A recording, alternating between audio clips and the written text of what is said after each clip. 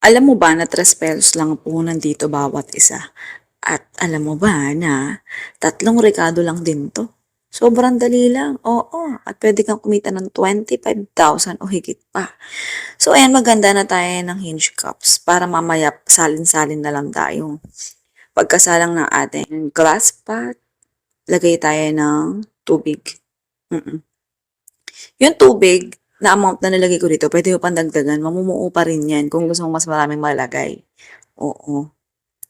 Ta's gamit tayo dito ng coffee jelly, yung Americano flavor ni Menu Magic, oo.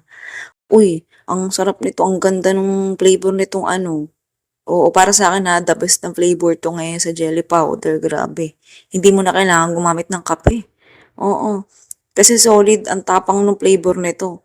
Kahit sa pagsalin pa lang malalaman mo na ang tapang, oo. Hindi mo na kailangan pakuliin 'yan, oh, 'pag umusok-usok na puwede na 'yan. Mamumuo 'yan, huwag kang mag-alala, ayan nga, oh, ayan na yung pruweba.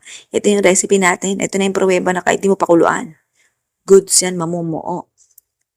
Tantya-tantya na lang sa pagsalin, ha. Bale sa recipe na 'to, 17 pieces ang magagawa natin. So nakadepende kung gaano karami bawat cups ang, oo, ilalagay mo, okey na amount, mm. Pagkasalin mo niyan, oo, sa 17 pieces na hinge cups, itabi mo lang pansamantala yan ta's hintayin mo lang na mamuo. Oo, kasi kapagka namuo yan, puwede mo na siyang lagyan ng toppings. Sa toppings natin condensed milk lang, puwede na. Oo, ang sarap nito.